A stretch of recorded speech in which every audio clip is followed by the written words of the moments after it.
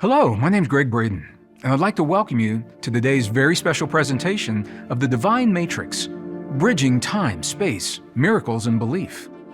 In the last episode, we saw how the code of language and human emotion allows us literally to hack the field of all possibilities, and when we do so, we achieve superhuman potentials. Well, additional discoveries now catapult us even further, and they show that you and I are biologically wired to exceed the limits of what we once believed possible in our lives. In this episode, we'll discover how our super inner technology works, as well as the ancient technique that uses this technology to create the most advanced states of consciousness known to exist.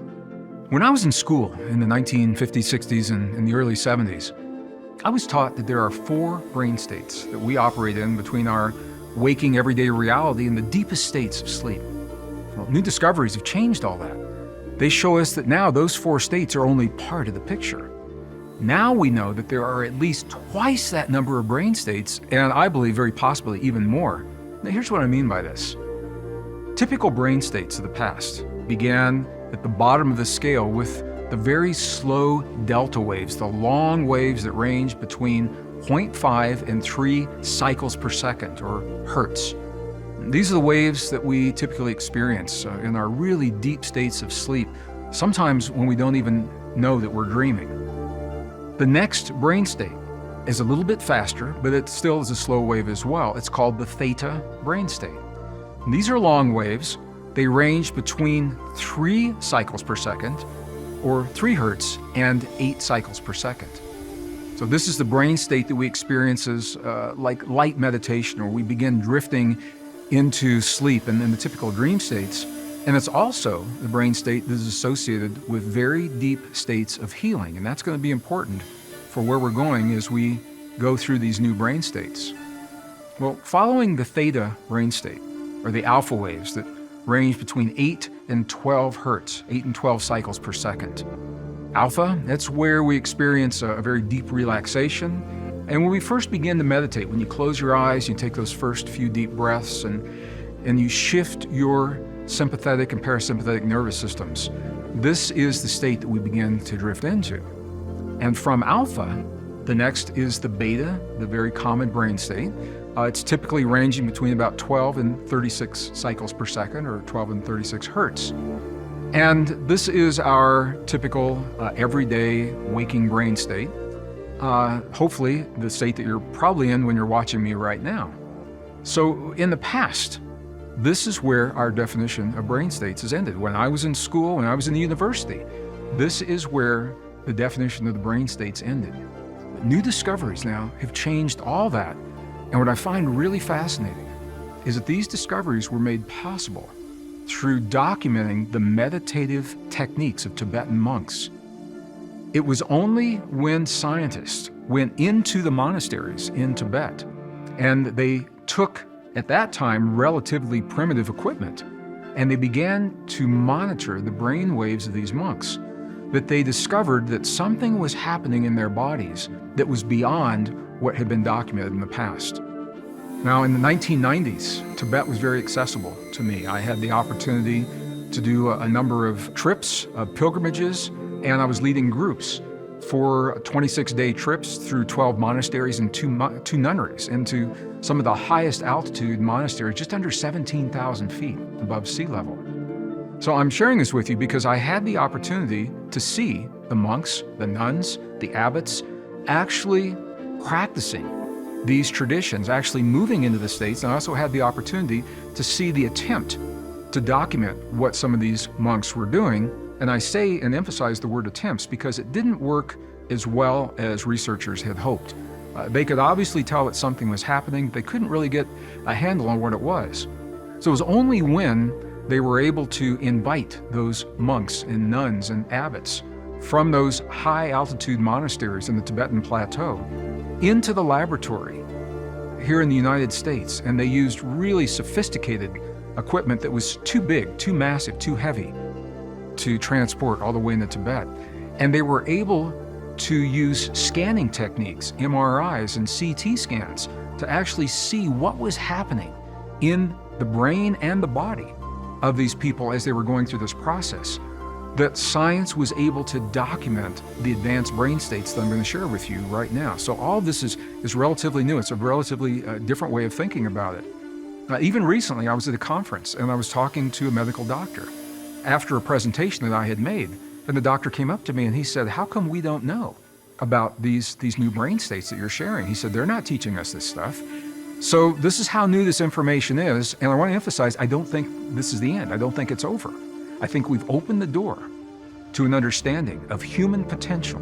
And now that we know that potential exists, humans are pushing the limits. They're pushing the boundaries of what that potential really means. And I, for one, am really excited to see where this goes. I'm going to continue with the advanced brain states now that were not in the books, not in the text, they're not typically being taught. So the researchers measuring the activity of these monks and using this new technology, they were surprised when they discovered, first of all, a brain state above the beta brain state. It began where the beta brain state ended, at 36 hertz, and it extended as high as 44 hertz. Now, you say, well, that doesn't sound like a whole lot. Well, you're going to see we're going to go beyond that in a moment. But this was news to the researchers at the time. So this new brain state, they said, well, we don't know what to call it, but it has different characteristics. They were looking at the waves from the EEG. And from 36 to 44 hertz, the characteristics of the waves are very different. So they couldn't call them high beta. They needed to call them something. So following the notation, the standards for the notation used in the past, they called this new brain state gamma. This is the gamma brain state. And the characteristics of the gamma were fascinating. One of the characteristics is the sense of well-being, the sense of unity, the sense of connectedness with all things, the sense of isolation and separation, the sense of being local tends to dissipate and we feel more universal, as has been reported through many people meditating and the monks. It is a system where we feel like all systems are go, that we're in the zone. Sometimes athletes achieve this state and they may not even know what to call it.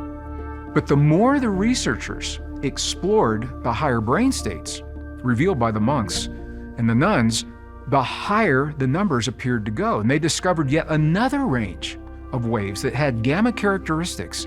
But this range extended far beyond the gamma waves that had been measured in the past. It went, listen to this, it went from 44 hertz all the way to 100 hertz. Look at the range of this state, 44 to 100 cycles per second. But it had the same characteristics as gamma. So it was a form of gamma, a higher form of gamma. So this newly discovered brain state is now called hyper gamma. And it provided the deepest forms of insight and intuition that the monks were accessing at the time. So the researchers, they were thinking, well, you know, we've now reached the end of the brain's capacity. There must not be anything else. And when they felt that, further research revealed yet another, even higher brain state. And this again was revealed through the meditation, certain kinds of meditation, certain sects of Tibetan monks have been trained in a specific way. And this is a rare brain state that I'm going to talk to you about.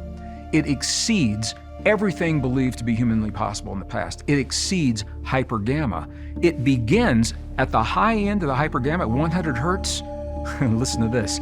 It extends all the way to 200 cycles per second, 200 hertz in the human brain. It's called the Lambda brain state. So what happens in the Lambda brain state? Well, it's in this state that the left hemisphere and the right hemisphere of the brain become synchronized. And in that synchronization, it allows tremendous levels, tremendous states of self-regulation. Now, for example, you may have seen videos or documentaries of monks meditating in sub-zero temperatures, in the ice, in the snow, in the high elevations in Nepal or Tibet. When you see monks doing things like this, this is happening in this extended brain state. And I've seen where not only are they doing this, but they will drench a cloth, a cotton or a linen cloth, with water and wrap themselves, the loincloth and wrap themselves in a wet cloth before going out into the sub-zero freezing temperatures, or sub-freezing temperatures, sub-zero and sub-freezing. And they will sit on the ground, on the bare ground, where typically in sub-zero temperatures, our bodies, the warmth of our bodies would create a layer of ice and it would freeze and we'd stick. That's not what happens to these monks. What happens is as they're sitting there, they go into this deep meditation, this very high level, up to 200 cycles per second in the brain state. It's a high level of meditation. And they begin to self-regulate their body temperature. And they self-regulate to the point where steam begins to come off of the linen or the cotton cloths, and they actually dry on the bodies of the monks. The monks regulate their temperature so that the cold is not a problem for them. And in reflection of that, the snow around them actually begins to melt away in a circumference that measures in feet around the physical body of the monk as the heat is radiated. So they're able to regulate, self-regulate their personal body temperature. The ability to do this is something that has only been recently documented through this new brain state, through the Lambda brain state that I've just described. So as astounding as all of these discoveries sound right now, I want you to know that they don't end with the Lambda brain state. A new brain state now has been discovered. This one, it's on the other end of the spectrum. Remember we said that the delta brain state was the long, slow wave, deep sleep, no dreams. That's an extremely low brain state below delta that has recently been discovered. Now listen to this. It begins at only 0.5 cycles per second, 1/2 of a hertz. And it ranges downward to 0, to nothing. It is possible for humans to engage in a brain state that brings the brain activity down to a level of 0. Nothing is being emitted from the brain. This seemingly bizarre brain state, it's associated with what we would call suspended animation. When the monks are in this state, there's no detectable heartbeat. They cannot detect a pulse. There's no detectable breathing. But I want to tell you, the monks are very much alive, and they are very conscious within this state. Now, I'm sharing these discoveries with you. We're going somewhere with this, because if you think about what I'm saying to you with regard to the brain states, think about what this means in terms of our conversation about the divine matrix. That matrix is a field of energy. And once again, I'm going to emphasize this again and again, because we're so conditioned to think of ourselves in the field. It's not that we're in the field, we are the field. The field is every atom of our bodies constantly emerging in these quantum pulses from this field, and our ability to interact with this field is determined by our heart and our brain state.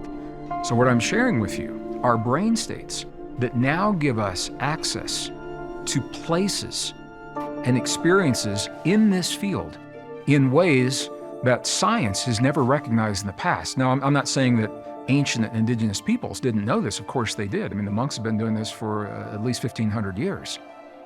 But it has not been documented scientifically. And this is important because this is how science builds the new human story, the story that tells us about ourselves. And in a future episode in this series, you're going to see why that story is so important. And it brings all of this back to what's happening in your life and my life and in our world, between nations and on the global stage right now.